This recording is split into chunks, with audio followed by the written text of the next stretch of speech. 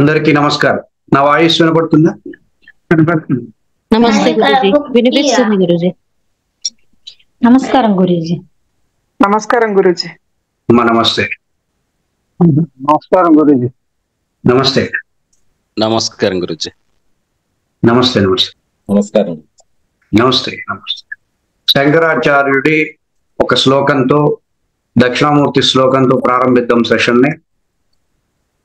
విశ్వం దర్పణం దృశ్యమాన నగరీ తుల్యం నిజాంతర్గతం పశ్యన్నాత్మని మాయయా బహిర్వోద్భూతం యథా నిద్రయ సాక్షాత్ కురుతే ప్రబోధ సమయే స్వాత్మానమేవాద్వయం తస్మై శ్రీ గురుమూర్తయే నమేదం శ్రీ దక్షిణామూర్తయే. అందరికీ నమస్కారం. మనం భగవద్గీతకు సంబంధించినటువంటి ఒక కార్యక్రమాన్ని నిన్నటి రోజు ప్రారంభించాం. ఈ కార్యక్రమం ఎలా, మనం దీని యొక్క క్రమం ఎలా ఉంటుంది అంటే, మొట్టమొదట భగవద్గీత విలువ తెలుసుకోవాలి. భగవద్గీత ఏ స్థాయిలో మనకి పారమార్థిక స్థితిని అందిస్తుంది, సాధారణంగా ఎంతటి విలువని సామాన్య జీవితంలో ఎంతటి విలువను అందిస్తుంది, సామాన్యం దగ్గర నుండి పారమార్థిక స్థాయి వరకు భగవద్గీత మనకు అందించే విలువని ముందు తెలుసుకుంటే తర్వాత అధ్యయనం మీద శ్రద్ధ కలుగుతుంది. నా వాయిస్ క్లియర్ గానే ఉంది? క్లియర్ గా ఉందండి. ఆ తర్వాత పారాయణం. ముందు సత్సంగం, తర్వాత అధ్యయనం, తర్వాత పారాయణం. చక్కగా ఇప్పుడు ముందు సత్సంగం కొన్ని రోజులు, ఒక వారం రోజులు, 10 రోజులు సత్సంగం చేసుకున్న తర్వాత 27 days అధ్యయన ప్రోగ్రాం ఉంటుంది. మొత్తం ఒక్కొక్క అధ్యాయాన్ని 3 రోజులుగా విభజించుకొని ఒక్కొక్క అధ్యాయాన్ని మీకు అందించే ప్రయత్నం చేస్తాం. తర్వాత పారాయణ కార్యక్రమం. ఎవరన్నా సందేహంతో మొదలు పెడదామా session? Now start with doubt. మన సాంప్రదాయం ఏంది? క్వశ్చన్ తో కదా మొదలు పెట్టాలి. నమస్తే గురువు గారు. నాకు నమస్తే వద్దు, ప్రశ్న కావాలి. నమస్తే మాస్టర్. ఇది ఆత్మజ్ఞానం గురించి మనకు శ్రీకృష్ణుడు బోధించినదేనా ఇది? మీరెవరు? నేను సరోజ. భగవద్గీత అంటే ఇంకెవరు బోధిస్తారు? భగవంతుడు అంటే భగవంతుని గురించి తెలియజెప్పేదే కదా ఇది. అసలు ప్రశ్న ఏంటది? అదే నేను అడిగేది, నేను అవగాహన కోసం అడుగుతున్నా. భగవంతుని యొక్క జ్ఞానాన్ని భగవద్గీత బోధించింది శ్రీకృష్ణ పరమాత్మ. ఇంత స్థాయిలో ప్రశ్నలు వేస్తారనుకుంటే నేను అడిగేవాడినే కాదు. రామాయణం వింటూ మీరు రాముడి గురించి ఎలా చెప్తున్నారు అంటే ఏం చెప్తాం?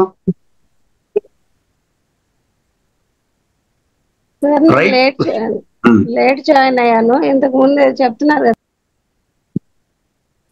ఇప్పుడు నేను మళ్ళీ రెడ్ వచ్చి మొదలు. లేట్ గా జాయిన్ అయితే నాదే తప్పు. క్వశ్చన్, మంచి క్వశ్చన్ వేయాలి.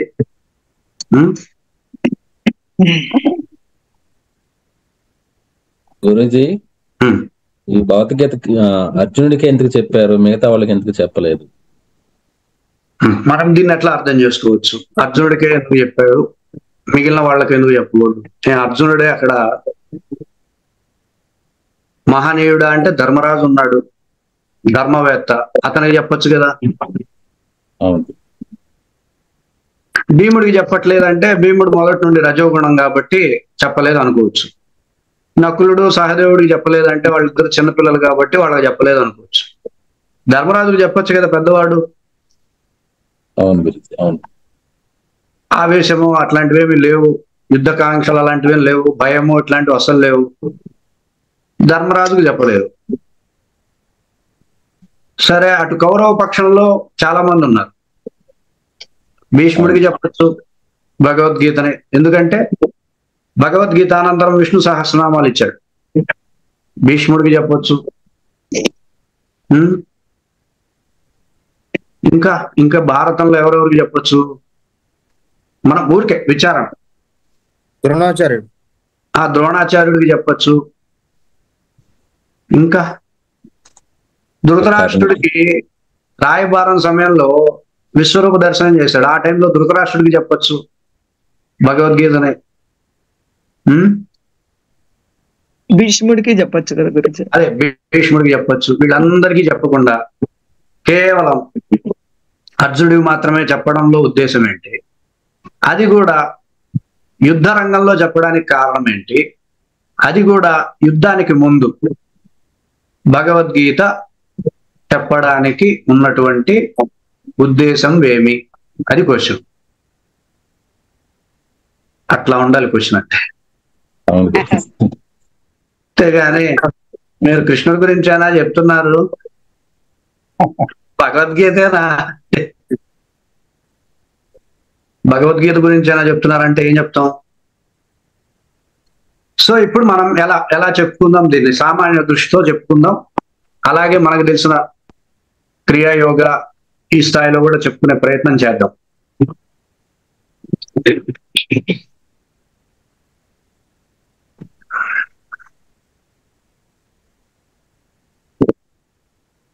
వస్తున్నారు నెమ్మదిగా, అందరూ వస్తున్నారు.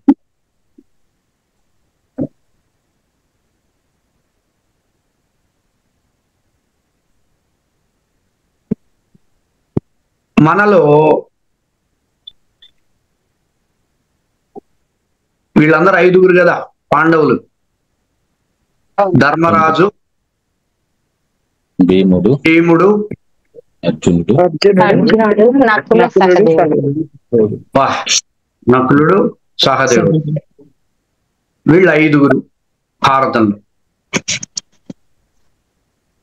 మనకి పంచతత్వాలు అనేది ఒకటి ఉంది, తెలుసు కదా మీరు? పంచతత్వాలు, పంచభూతాలు ఉన్నాయి. ఆకాశము, వాయువు, అగ్ని, ఆపహ అంటే నీరు, భూమి. పంచభూతాలు ఉన్నాయి. పంచేంద్రియాలు ఉన్నాయి. త్వక్, చక్షు, శ్రోత్ర, జిహ్వాగ్రాణం అని ఉన్నాయి. పంచ తన్మాత్రలు ఉన్నాయి. శబ్ద, స్పర్శ, రూప, రసగంధములు ఉన్నాయి.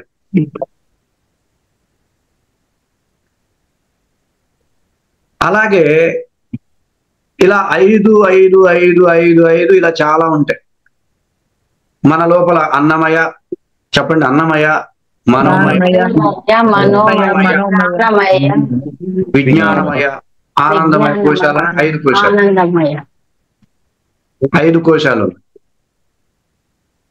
అలాగే కుండలిని వ్యవస్థ అని చెప్పబడుతున్నటువంటి వ్యవస్థలో కూడా ప్రధానంగా 5 ఎనర్జీ సెంటర్స్ ఉంటాయి. అవేంటి? మూలాధార, మణిపూర, అనాహత, విశుద్ధి. ఈ 5 ఎనర్జీ సెంటర్స్ ఉన్నాయి.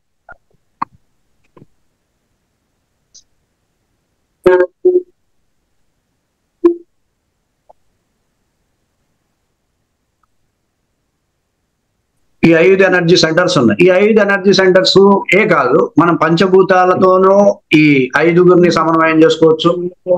పంచేంద్రియాలతోనూ ఈ 5గురిని సమన్వయం చేసుకోవచ్చు.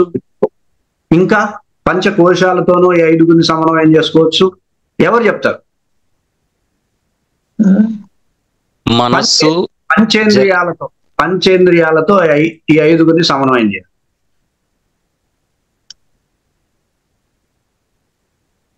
పంచేంద్రియాలు ఏంటి? చెవులు, కళ్ళు, ముక్కు, నాలుక,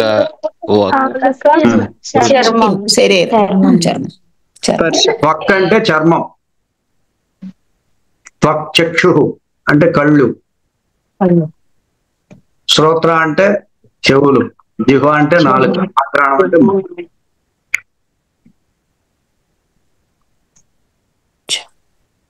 సమన్వయం చేయండి పాండవులతో. ధర్మరాజు ఏంటి? చర్మం, చర్మం. ధర్మరాజు చర్మం.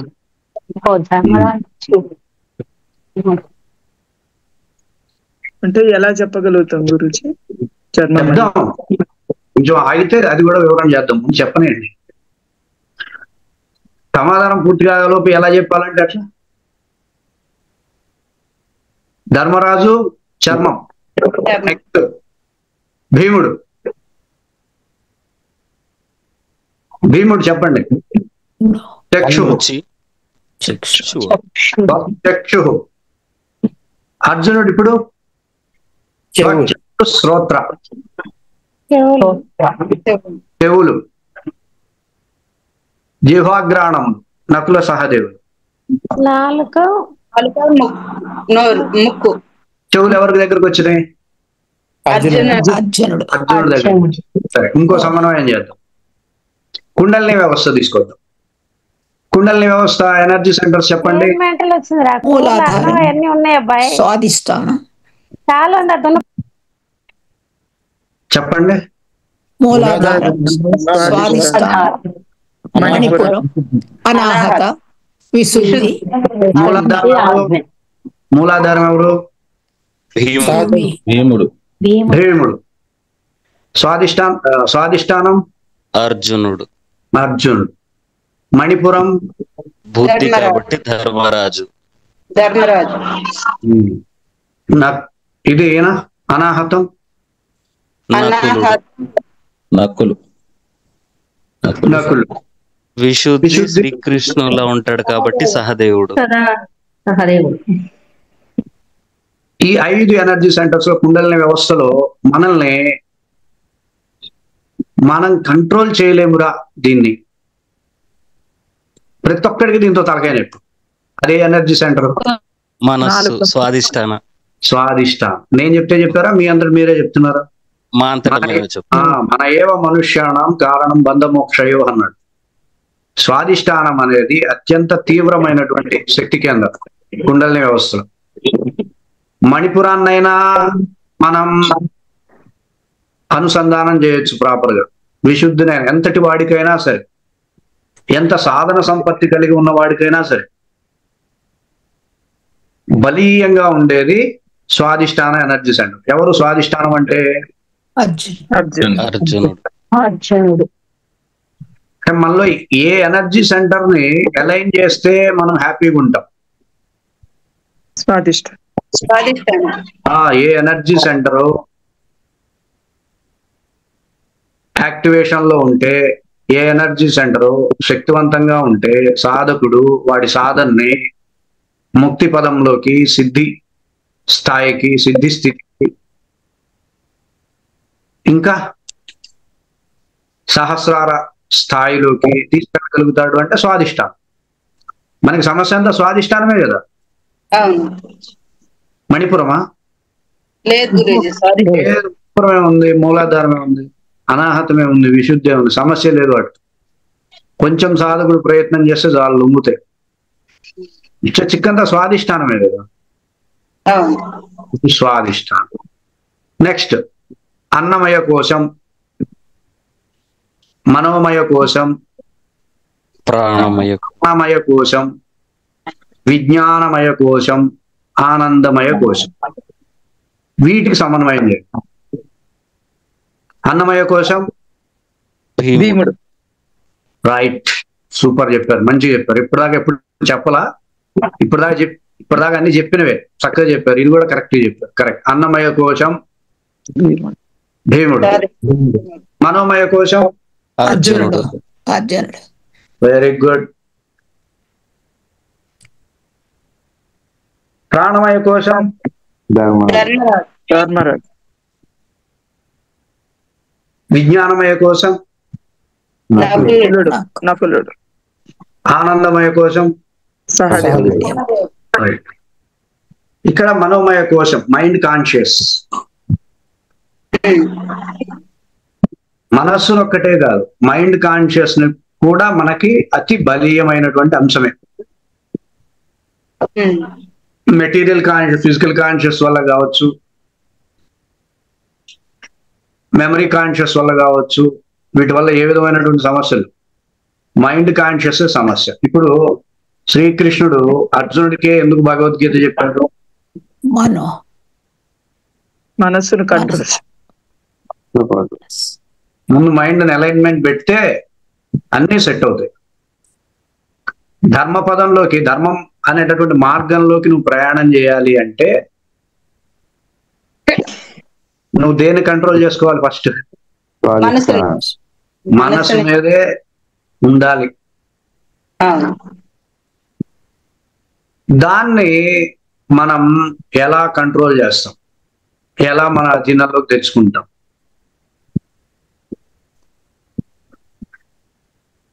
అంటే స్వామి ఈ భగవద్గీతలో ఏం చెప్పాడు? విశ్వరూప దర్శనం అనే ఒక అధ్యాయం ఉంటుంది. నీ మనస్సు ఎక్కడికి వెళ్ళాలి?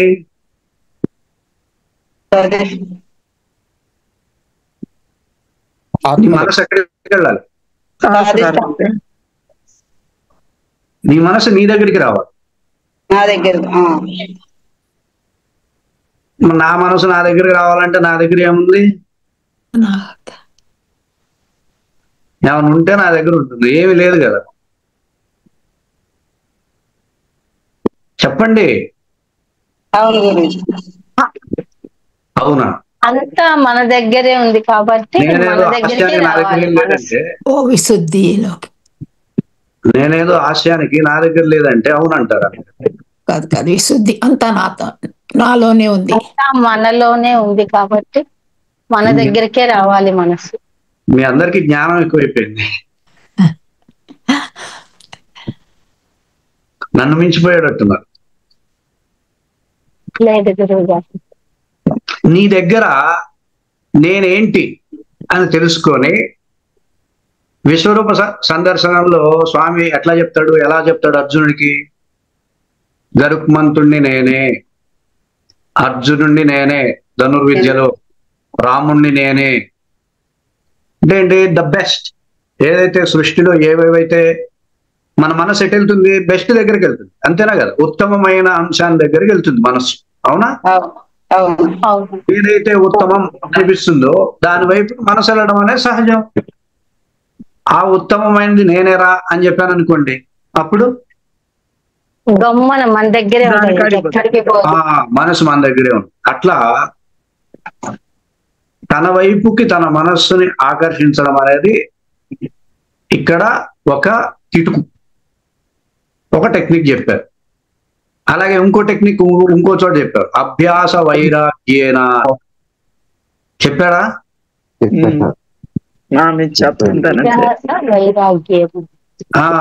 స్వామి మనసు దుర్లభం కదా నిగ్రహించడం. అవునా కదా?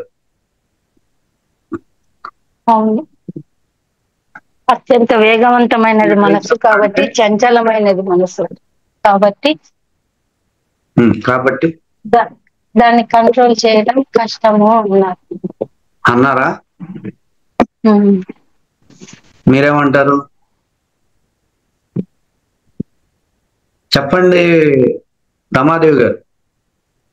ఇప్పుడు మన క్రియాయోగంలో ఉన్నాం కాబట్టి మనకు కష్టం ఏమి ఉండదు. ఆరోగ్యం ఎలా ఉంది ఇంతకీ? పర్వాలేదు గురువు గారు. పర్వాలేదు. పర్వాలేదేంటి? పర్వాలేదంటే రోగాలతో ఉన్నా అని అర్థం. ఇంకా బాగా అయిపోతుంది గురువు గారు. పర్వాలేదు కదా, అంత బాగుంది. అంతా బాగుంది.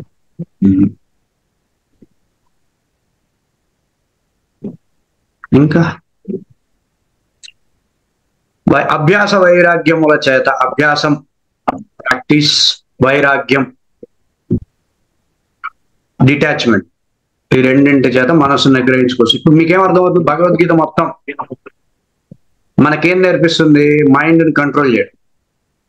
మైండ్ని పర్ఫెక్ట్ గా కనుక వాడితే ఇక అసలు దానికి మించిన సాధన లేదు. పర్ఫెక్ట్ గా మైండ్ని వాడగలిగితే అది మనకి భగవద్గీత అందిస్తుంది మెళకువలతో. ఇంకా డౌట్? ఇందుకే అర్జునుడికి ఎందుకు చెప్పారు? అర్థమైందా? మనస్సు అర్జునుడికి ఎందుకు చెప్పారంటే మనందరికి మనస్సు కంట్రోల్. అర్జునుడికి ఎందుకు చెప్పారంటే అర్జునుడు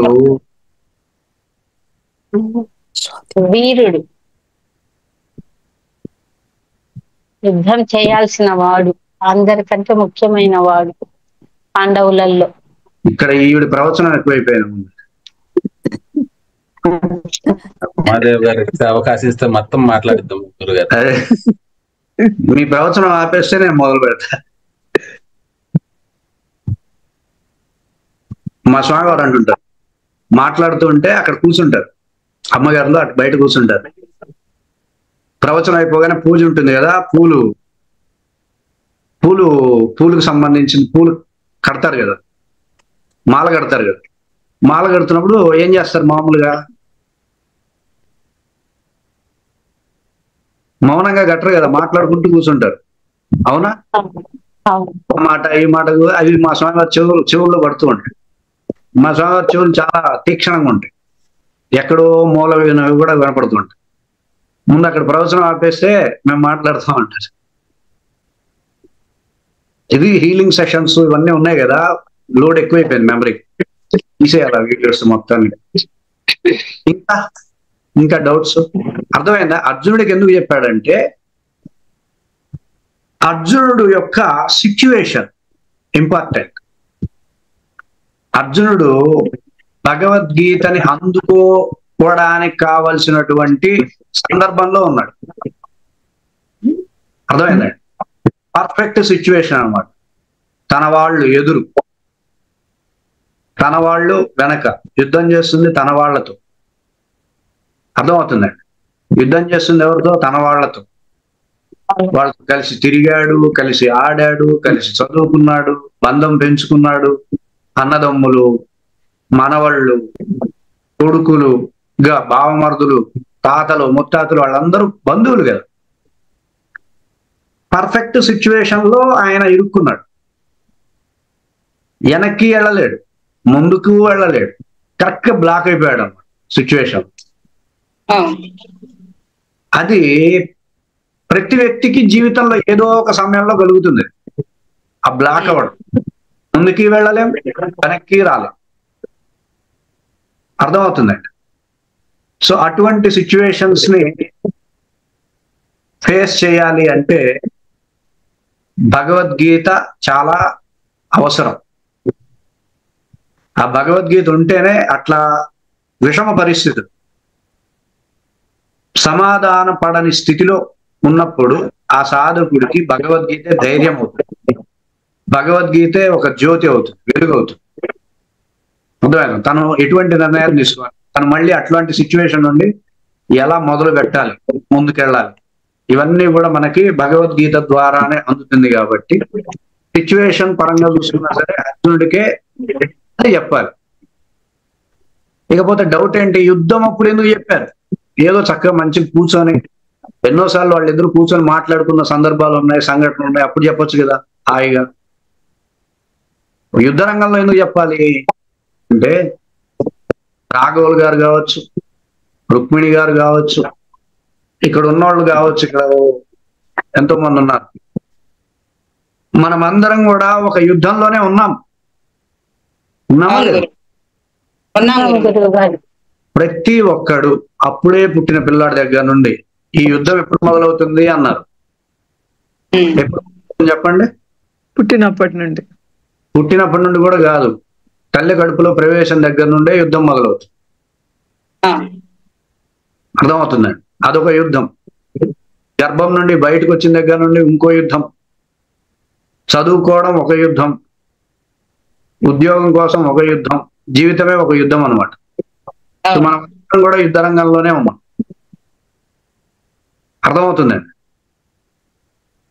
సాధన ఒక యుద్ధం, అవునా కదా? అవును గురువు గారు. మీరు పరిశీలించి చూస్తే అంతా యుద్ధమే. సాధన ఒక యుద్ధం. ఇప్పుడు ఒక ఆలోచన కలగాలనుకోండి ఒక మనిషికి, అదో యుద్ధమేగా, అవునా కదా? ఒక ఆలోచన కలగాలి, ఒక పని చేయాలి. పని చేస్తే ఏంటి, చేయకపోతే ఏంటి? చేస్తే సరైన ఫలితం కలుగుతుందా లేదా? ఒకవేళ ఫలితం కలగకపోతే ఇవన్నీ ఒక యుద్ధమా కాదా? ఇది సంఘర్షణే కదా. మరి ఈ యుద్ధంలో సరైన నిర్ణయాలతో, సరైన వ్యూహంతో, సరి అయినటువంటి సమాధాన చిత్తంతో నువ్వు అడుగులు వేయాలి అంటే ప్రతి యుద్ధంలోనూ నువ్వు గెలవాలి అంటే నీకు భగవద్గీత అనేటటువంటి ఒక ఆయుధంగా. అందుకని మనకి సింబాలిక్ అంటాం. డైరెక్టర్లు అప్పుడప్పుడు సినిమాల్లో సింబాలిక్ షాట్స్ ఉంటాయి, చూస్తుంటారా? సింబాలిక్ షాట్స్ అంటే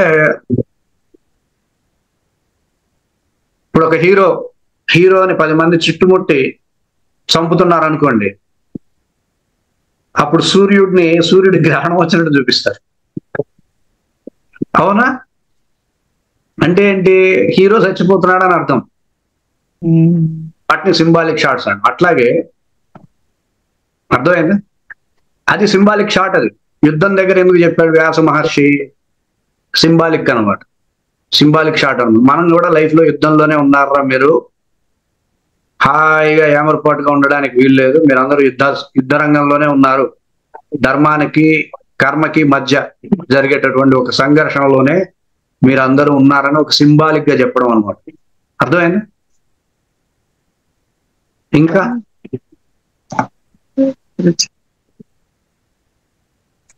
ఇంకేం అడిగారు రాఘవులు గారు? ఇంకేం ప్రశ్న? అది అర్జునుడికి ఎందుకు చెప్పారు? అయిపోయింది. యుద్ధరంగంలో చెప్పారు, అయిపోయింది. అంతే గురుజీ అడిగింది. గురూజీ, నేను ఒక క్వశ్చన్ అడుగుతాను.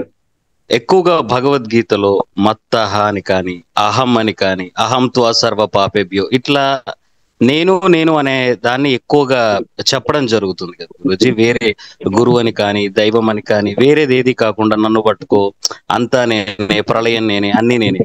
ఈ నేను అనే అంశమే ఈ యొక్క అన్ని 700 శ్లోకాల యొక్క మూలమా? ఎందుకు అహం అనే దాన్ని ఎక్కువ ప్రధానంగా చేశారనేది కొంచెం, ఎందుకు దానికి శ్రీ కృష్ణ గీత అని కాకుండా భగవద్గీత ఎందుకు ఆ పదం అలా జోడించింది అనేది ఒకసారి మీ మాటల్లో చెప్పండి. భగవద్గీత ఫస్ట్ భగవద్గీతలో 2 భగ అంటే శక్తి అని అర్థం. ఏంటి భగ అంటే? శక్తి. భగ అంటే శక్తి అని అర్థం. గీత అంటే ధామం అని అర్థం. గీత అంటే ఉంటారు. గీత అంటే పాటలు పాడటం కాదు. గీత ఏదో ప్లేస్, పవిత్రమైనటువంటి ప్లేస్ అన్నమాట, ప్రదేశం, ధామం అంటే. సాధకుడు శక్తిని పొందే ధామం ఇది భగవద్గీత అంటే. ప్రతి శ్లోకంలో నుండి మనం ఏం పొందుతామంటే శక్తిని. మనం ఏం పోగొట్టుకుంటాము భగవద్గీత శ్లోకాలు చదువుతూ అంటే? బలహీనత. అర్థమైందండి? భగవద్గీత శ్లోకాలు చదువుతూ ఏం పొందుతాం? శక్తిని పొందుతాం. అంటే ఏంటి? శక్తి కలిగిన ధామం అని అర్థం. భగవద్గీత మనకేం అందిస్తుంది? శక్తి యొక్క ధామాన్ని అందిస్తుంది, మనల్ని ఎనర్జైజ్ చేస్తుంది. ఉద్దేశం అది.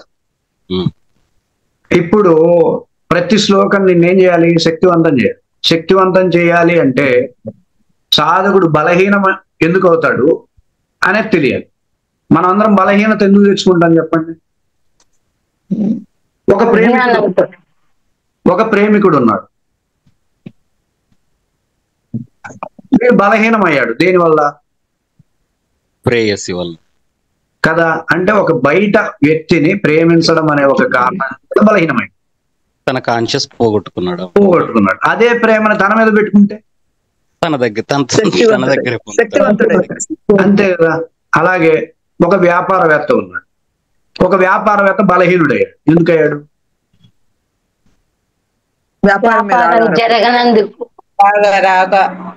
లేదు. వ్యాపారవేత్తకు ఉండాల్సిన లక్షణం ఏంటంటే వాడి నిర్ణయాల మీద వాడికి ఒక క్లారిటీ, వాడి డెసిషన్స్ మీద. ఈ వ్యాపారవేత్త అందరి మాటలు వింటాడు. అందరి మాటలు వింటాడా? వాడి మాట వినాలా? వాడి మాట విన్నవాడు వ్యాపారంలో గెలుస్తాడు. అందరి మాట వినేవాడు ఎవ్వరు గెలవడు. సో మనకది నేర్పించడం. స్వామి ఏం చేస్తున్నాడంటే, నువ్వు నీ పరంగా నువ్వు ఉండాలి, నిన్నే పట్టుకోవాలి, నీ ఆలోచనల మీద నువ్వు ఆధారపడాలి, నీ మీద నువ్వు ఆధారపడాలి. అర్థమైందండి? నీతో నువ్వు అనుసంధానం అవ్వాలి. అంతేగాని ఇంకొక విషయాన్నో ఇంకో బాహ్యమైనటువంటి అంశాలను దాన్ని పట్టుకో దీన్ని పట్టుకో అంటే మనకు భగవద్గీత చదవాల్సిన అవసరం లేదు. అర్థమైంది? భగవద్గీత ఎందుకు చదవాలి అంటే భగవద్గీత నీ దగ్గరికి నిన్ను చేరుస్తుంది. అర్థమైందండి? అసలైన నేను నీకు పరిచయం చేస్తుంది. మీరేంటో మీకు తెలియదు, నిజానికి మీరు ఏంటో తెలియజేస్తుంది. కాబట్టి భగవద్గీతలో అన్ని శ్లోకాల్లోనూ మత్తః, మయి, మయ్యేవ, అహం ఇటువంటి పదాలని స్వామి ఎన్నోసార్లు అవకాశం వచ్చినప్పుడల్లా వాడడం జరిగింది. మరి దాని ఉద్దేశం పట్టుకోవాలి కదా, పట్టుకోవాలా వద్దా? ఖచ్చితంగా పట్టుకోవాలి. 10 సంవత్సరాల క్రితం నేను ఫస్ట్ ఈ విషయం చెప్తే కూర్చున్న వాళ్ళందరూ లేచి వెళ్ళిపోయారు. నా మీద, నా మొహం మీదే కూర్చున్న వాళ్ళందరూ లేచి వెళ్ళిపోయారు. అంతా నీలోనే ఉంది అంటే. అర్థమైందండి? మళ్ళాంటి వాళ్ళు చెప్తే అర్థం కాదు, స్వామి చెప్తే కరెక్ట్గా ఉంటుంది. అందుకే స్వామి నీలోనే ఉందిరా అంతా, నువ్వు బయటికి వెళ్ళొద్దు, ఆ జ్యోతిష్యం వాడి మాట వినొద్దు. ఇంకా చెప్పండి, ఆ గురువులు, ఈ సిద్ధ గురువులు, ఆ సిద్ధ గురువుల మాటలు వినొద్దు. జాతకాలు నమ్మద్దు. జాతకాలు, వాడి జాతకం బాగుంటే ఈ జాతకం ఎందుకు చెప్తాడు? ఆ రాయి ఈ రాళ్ళని నమ్మద్దు, ఆ రప్పల్ని ఈ రప్పల్ని నమ్మద్దు, ఆ రంగురాళ్ళని ఈ రంగురాళ్ళని నమ్మద్దు, సృష్టిలో దేన్ని నమ్మద్దు, నిన్ను నువ్వు నమ్ము. నీ వైపు నువ్వు ఉంటే ఈ సమస్త సృష్టి నీ వైపే నువ్వు లేవు.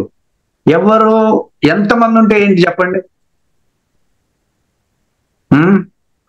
మల్లాది హనుమంతరావు గారు ఉన్నారా?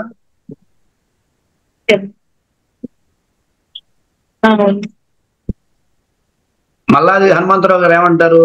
నా వెనక చాలా మంది ఉన్నారండి అంటారు. ఉన్నాను సార్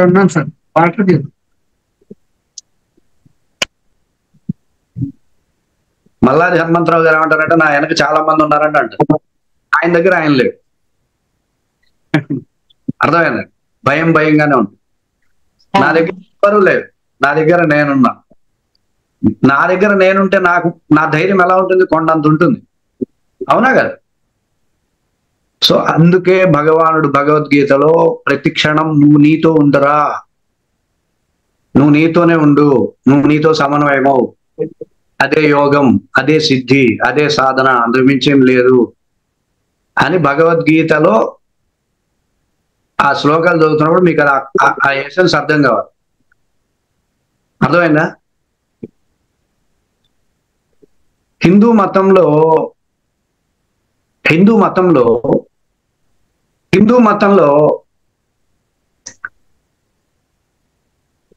ఈ విధమైనటువంటి ఇదేదో నమ్మాలా, జ్యోతిష్యాన్ని నమ్మాలి, అవేవో నమ్మాలి, వీడిని నమ్మాలి, వాడిని నమ్మాలి, అదేదో పెట్టుకుంటే అదేదో అయిపోతుంది, ఇదేదో చేస్తే ఇదేదో అయిపోతుంది అనేటటువంటి దౌర్భాగ్యం రావడానికే వీల్లేదు. అసలు అంత చక్కగా పటిష్టంగా డెవలప్ అయింది హిందూ మతం, హిందూ రిలీజియన్. అర్థమవుతుందండి?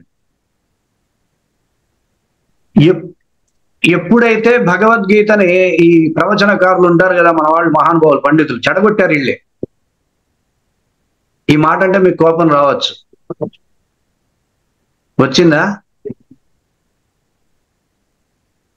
వచ్చిందా లేదా? రాలేదు గురుగారు. చెప్తున్నా కదా, ఈ పండితులు అనే వాళ్ళే, ఈ ప్రవచనకారులే భగవద్గీతని తప్పుడు వ్యాఖ్యానాలు చేసి ఈరోజు హిందూ మతాన్ని ఇంత చండాలంగా తయారు చేసింది ఈ ప్రవచనకారులే, ఈ పండితులే. ఎవరైతే భగవద్గీత పండితులు అంటారు చూసారా, వాళ్ళని పట్టుకొని నిజంగా తిట్టు తిట్టకుండా తిట్టారు. అర్థమైందండి? ఇప్పుడు నన్ను ఈ ప్రశ్న అడిగిన వాళ్ళు ఎవరు? నేను గురూజీ మనోజ్ కదా. భగవద్గీతలో ఏమయ్యా మత్తః మయ్యేవా అంటుంటే నా గురించి తెలుసుకో అని స్వామి చెప్తా ఉంటే వీళ్ళేం ప్రచారం చేస్తారు? శ్రీకృష్ణుని తెలుసుకో, శ్రీకృష్ణుడే నీకు దైవం, శ్రీకృష్ణుడిని ఆరాధించు, అన్ని భగవంతునికి సమర్పించు, అన్ని భగవంతుడికి సమర్పించు, నా ట్రస్ట్ లో వెయ్యి. వీళ్ళని ఏం చేయాలి చెప్పండి? వీళ్ళ ప్రవచనకారులదే దోషం. ప్రవచనకారులే ఈ పాపాన్ని ఒడిగొట్టింది వాళ్ళే. ఎందుకంటే ఇట్లాంటి చచ్చు ప్రవచనాలు చేసేది వీళ్ళే. అదే చచ్చు ప్రవచనాలే. నిన్ను ఎనర్గైజ్ చేయనప్పుడు భగవద్గీత ఎందుకు? అవునా కదా? చెప్పండి. అర్జునుడిని ఎనర్గైజ్ చేసిన భగవద్గీత మనల్ని ఎందుకు ఇంత బలహీనం చేసేలా చెప్తున్నారు వీళ్ళు? ధర్మక్షేత్రే కురుక్షేత్రే అంటే అదేదో కురుక్షేత్ర ప్లేస్ గురించి చెప్తాడు ఒక ప్రవచనకారు.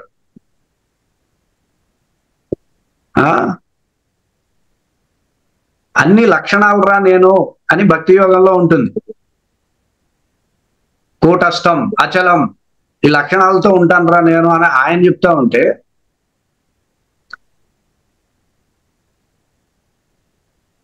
ఇలా వ్యాఖ్యానాలు చేసి మరి చెడగొట్టారు కదా. అవునా కదా? చెడగొట్టారా లేదా చెప్పండి? చెడగొట్టారా లేదా? అవునండి. మనల్ని మనం మర్చిపోయి దేవుడే భగవంతుడు ఎక్కడో ఉన్నాడని వెతుకుతున్నాం. ఇలా చెడగొట్టారు.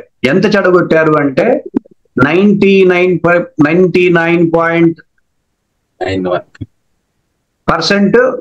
మొత్తాన్ని చెడగొట్టారు. చూసారా? ఒక భగవద్గీత మూల స్తంభం హిందూ ధర్మానికి. అటువంటి భగవద్గీతని రాంగ్ వ్యాఖ్యానాలు చేసేస్తే మొత్తం ధర్మమే బలహీనమైపోయింది. హిందూ ధర్మానికి శక్తినిచ్చే భగవద్గీతనే నువ్వు రాంగ్ వ్యాఖ్యానాలు చేసావు. ఒక్క శ్లోకానికి సరైన వ్యాఖ్యానం చెప్పడు. భగవద్గీతలో ఎవడికైతే ధృతరాష్ట్రుడు, ఎవడికైతే సంజయుడు, ఎవడికైతే అర్జునుడు, ఎవడికైతే శ్రీకృష్ణుడు కనపడతాడో వాళ్ళకి నిజంగా భగవద్గీత తెలియదు. చెప్పండి. ఎవరికైతే ధృతరాష్ట్రుడు, సంజయుడు, అర్జునుడు, శ్రీకృష్ణుడు కనిపిస్తారో వాళ్లకు భగవద్గీత తెలియదు. తెలియనే తెలియదు. ఎవరికి భగవద్గీత గురించి అర్థమవుతుందంటే ధృతరాష్ట్రుడు కాదు అది నేనే, సంజయుడు కాదు అది నేనే, అర్జునుడు కాదు అది నేనే, శ్రీకృష్ణుడు కాదు చెప్తుంది అది నేనే అని ప్రతి శ్లోకంలోనూ తనని తాను సమన్వయం చేసుకుంటూ ఎవరైతే అధ్యయనం చేస్తారో వాడికి భగవద్గీత అంటే తెలుస్తుంది, అర్థమవుతుంది, కొంతలో కొంత బాగుపడతాడు. ఇలా నాకు తెలిసి ఎవరన్నా చెప్పారా? చెప్పలేదు గురుజీ. చెప్తే బాగుపడతాం కదా. హాయిగా ఆయన పేరు చెప్పుకుంటాం కదా. ఆ అవకాశాలను ఇచ్చారా ఈ ప్రవచనకారులు? వాళ్ళ పాండిత్యం, వాళ్ళ వ్యవస్థ చూపితే ప్రతి శ్లోకంలో భగవంతుడే నన్నే నమ్ముకో అంటే నన్నే అంటే ఆడ భగవంతుడిని కృష్ణుడిని అనుకున్నారు గురూజీ. నన్నే అంటే నిన్ను అని అర్థం కాలే. వాళ్ళ పాండిత్యము, వాళ్ళ వ్యవస్థలు చూపించడమే కానీ నీ ముందు అన్ని వేల మంది కూర్చున్నారు కదా నేను నమ్ముకొని ఒక్క శ్లోకాన్ని సరిగ్గా నువ్వు అర్థం చెప్తే అక్కడికక్కడే వాళ్ళకి మోక్షం కదా. అవునా కదా? నేను రాసిస్తా ధర్మక్షేత్రే కురుక్షేత్ర ఒక్క శ్లోకాన్ని నువ్వు సరిగ్గా చెప్పినా నీ పాండిత్యంతో మొత్తం దేశాన్నే మార్చేయచ్చు, ప్రపంచాన్నే మార్చేయచ్చు. అంతటి అవకాశం పండితులకి, ప్రవచనకారులకి ప్రజలు ఇచ్చారు. కానీ వాళ్ళ అవకాశాన్ని చెడగొట్టారు. అర్థమైందా? మనలాంటి వాళ్ళు మన మాట వింటారా జనాలు? వింటారులే గురువు గారు, కొంతకాలానికి వింటారు గురువు గారు.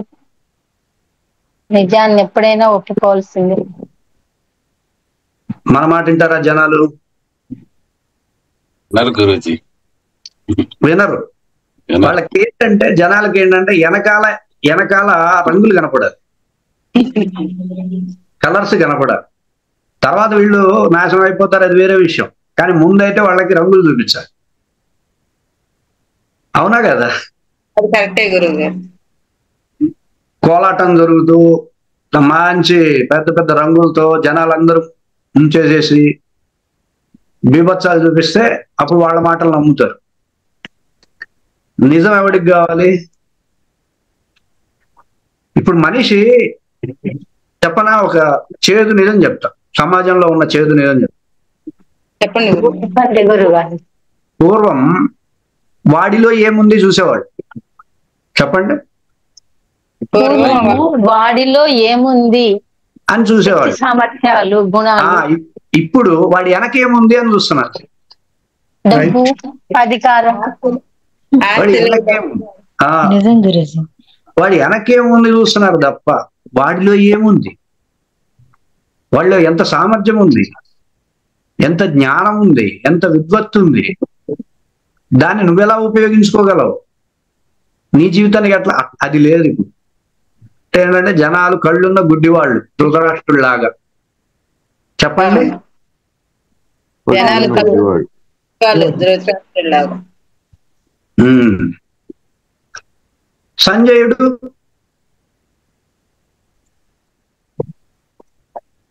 సంజయుడు తెలివిగలవాడే, కానీ ఏం చేస్తాం? గుడ్డితనం కింద బానిస. ఎంత తెలివి ఉండే ఏం ప్రయోజనం? అర్జునుడు సమర్థుడే, కానీ బంధం చేత బలహీనుడైపోయాడు. అర్థమవుతుంది? ఈ 3 క్యారెక్టర్స్ సమాజంలో ఉన్నాయి. ధృతరాష్ట్రులు ఉన్నారా లేరా? సగానికి సగం మంది ధృతరాష్ట్రులే, కళ్ళున్న గుడ్డోళ్లే. సంజయుడు లాంటోళ్లే. ఎంతో తెలివితేటలుండి, ఎంతో సామర్థ్యాలుండి, ఎంతో తెలివితేటలు ఉన్నప్పటికీ వాళ్ళు ఒక గుడ్డివాడి కింద ఉంటారు తప్ప వెలుగులోకి రాలేరు. అలాంటి చెప్పిన మాట ఏంటా ఉంటారు కానీ వాళ్ళకి బయటకు రాలేరు. రాలేకపోయేటటువంటి వ్యవస్థ సంజయుడిలాగా. ఇక అర్జునుడు ఉంటాడు, అన్ని సామర్థ్యాలు, అన్ని శక్తియుక్తులు, భగవంతుడే పక్కన ఉన్నా సరే బంధం అనేటటువంటి ఒక బలహీనతతో ఆగిపోతుంది. ఇలా 3 రకాల మనుషులు ఉంటారా నాన్న అని కొన్ని వేల సంవత్సరాల క్రితమే స్వామి చెప్పాడు. ఈ రోజు ఉన్నారు కదా వాళ్ళు. ఇప్పుడు ఈ ధృతరాష్ట్రులు లాంటి గుడ్డోళ్ళకి ఎప్పుడు కళ్ళు తెరుస్తాం, మళ్ళీ ఎప్పుడు కళ్ళు తెరుస్తారు? వాళ్ళు తెరవరు, అలా వెళ్ళిపోతారు. ఈ సంజయుడు లాంటి వాళ్ళు బయటికి రారు, భయం వాళ్ళకి. ఏమో ఈ గుడ్డోడు ఏం చేస్తాడో అని. అవునా కదా? వాళ్ళు బయటికి రానంత వరకు బాగుపడు. ఈ అర్జునుడు ఉన్నాడు, వీడికి అన్ని తెలివితేటలు ఉంటాయి, అన్ని సామర్థ్యాలు ఉంటాయి, కాకపోతే వాడికి పెట్టుకున్న బలహీనతల దృష్ట్యా ఆగిపోతున్నాడు. ఇలా ముగ్గురిని బయటికి లేపి, బయటికి తీసుకొచ్చి ఇదిరా సత్యం అని ధృతరాష్ట్రుడు లాంటి వాళ్ళకి చూపిస్తూ, ఇలా నువ్వు బయటికి రావాలరా అని సంజయుడు లాంటి వాళ్ళకి చెప్తూ, ఇలా నువ్వు శక్తివంతం అవ్వాలని అర్జునుడు లాంటి వాళ్ళకి చెప్పే ముగ్గురిని, 3 రకాల వాళ్ళని అసలైన సాధన వైపు తీసుకొచ్చేటటువంటి గ్రంథంగా భగవద్గీతని స్వామి మనకు అందించారు. అర్థమైందండి? భగవద్గీతలో ఏముంది? సమాజం మొత్తం ఉందా లేదా? సమాజం మొత్తం భగవద్గీతలోనే. ధృతరాష్ట్రుడు లాంటి వాళ్ళు కొంతమంది, అర్జునుడు లాంటి వాళ్ళు కొంతమంది, సంజయుడు లాంటి వాళ్ళు కొంతమంది. ఇప్పుడు మనమందరం ఏ కోవకు వచ్చాం? అర్జునుడు లాంటి వాడు. అవునా కదా? అందుకని ఇప్పుడు స్వామి భగవద్గీత చెప్పడానికి సిద్ధమయ్యారు. అర్థమైందా? అర్జునుడికే భగవద్గీత ఎందుకు చెప్పారు? చెప్పలేము. సంజయుడికి అసలు చెప్పలేం. బయటకు వచ్చాడు, గుడ్డితనంలో ఉండల, గుడ్డితనం బలహీనతలో ఉండల, బయటకు వచ్చి నాకేం కావాలో చెప్పు స్వామి, నేనేమి చేయలేకపోతున్నా, నిన్నే శరణ వేడుకుంటున్నా, నేను ఇప్పుడు ఎలా రక్షింపబడతా, నాకు శ్రేయస్సు ఏంటి, క్షేమం ఏమిటి, నువ్వు చెప్పు, ప్రాధేయపడుతున్నా, శిష్యుణ్ణి నేను, శాధిమాం ప్రపన్నం శిష్యస్తేహం, శిష్యుణ్ణి నీకు నేను, నన్ను శరణు వేడుతున్నా అని అడిగాడు. కాబట్టి అర్జునుడికి చెప్పాడు. అర్జునుడు కోవలో మనలాంటి వాళ్ళకి భగవంతుడు భగవద్గీత చెప్తాడు. ఎలా? ఆయన 2 చేతులు 2 కాళ్ళు ఉండే దేహం కాదు, ఆయనదేంటి కాస్మిక్ ఫామ్. అర్థమైందండి? విశ్వశక్తి ఆయన దేహం, అవునా కదా? మనకి ఆ విశ్వశక్తి భగవద్గీత చెప్తుంది. అర్థమైందా? అర్థమైంది. బయటకు వచ్చిన వాడికి చెప్తుంది భగవద్గీత, కళ్ళు తెరిచిన వాడికి కళ్ళు తెరిచేవాడికి భగవద్గీత. అర్థమైందండి? వాడికి కళ్ళు లేని వాడికి భగవద్గీత చెప్పారు, సంజయుడు లాంటి వాడికి భగవద్గీత అందింది, చివరికి అర్జునుడికి కూడా భగవద్గీత అందిందా లేదా? అందింది. మరి ఇప్పుడు మనం ఏం చేయాలి? ఈ సమాజంలో ఉండే ఈ 3 రకాల వర్గాల వాళ్ళకి భగవద్గీత చెప్పాలా వద్దా? చెప్పాలి. అది. సో మొహమాటం లేకుండా ముక్కుసూటిగా స్వామి మనకి ధర్మ మార్గంలో నడవండి. ధర్మం మీరు అనుకునే ధర్మం కాదు, మీరు అనుకుంటున్నది ధర్మం కాదు.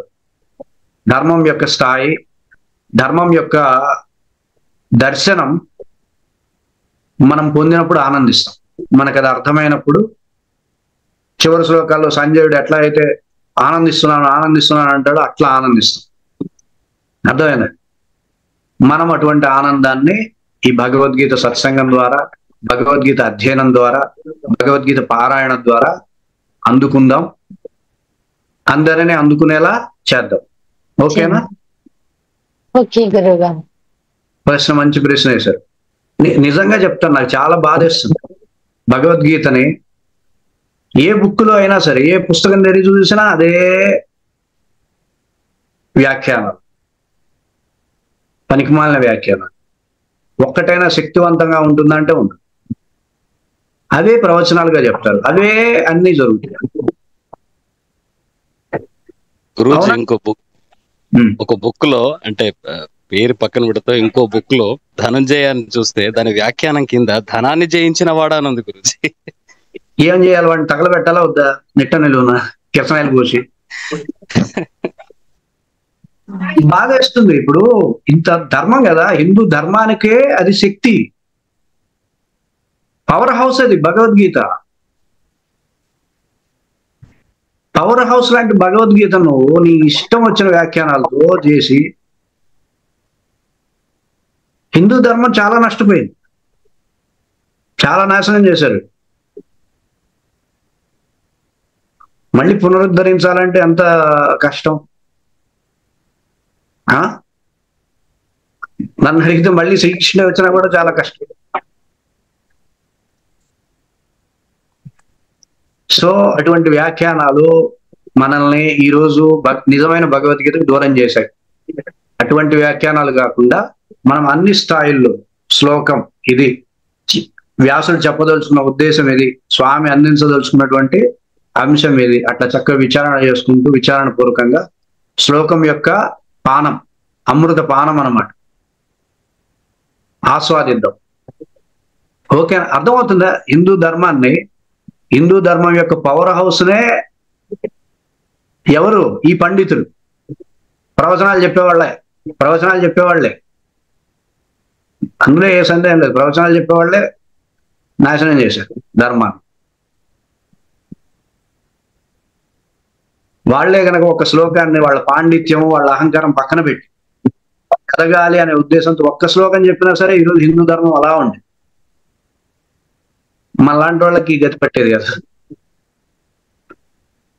అర్థమవుతుందండి? ఎంతో బాగుండేది కదా విద్యా వ్యవస్థ, ఎంత బాగుంటుంది చెప్పండి. మీరు ఆలోచించండి. భగవద్గీతను మంచిగా చెప్తే పసితనంలోనే భగవద్గీత నేర్చుకునేవాళ్ళు, స్కూల్ చదువుతున్నప్పుడు భగవద్గీత నేర్చుకునేవాళ్ళు, ప్రతి విద్యార్థి భగవద్గీత చదువుకునేవాళ్ళు. ఎంత బాగుండేది. 10th క్లాస్ మార్కులు తక్కువ వేస్తే ఆత్మహత్యలు చేసుకోవడమా? ఇదే విద్యా వ్యవస్థ. ఇట్లానే ఉండాల్సింది. ఎవరికైనా బాధ అనిపించదా?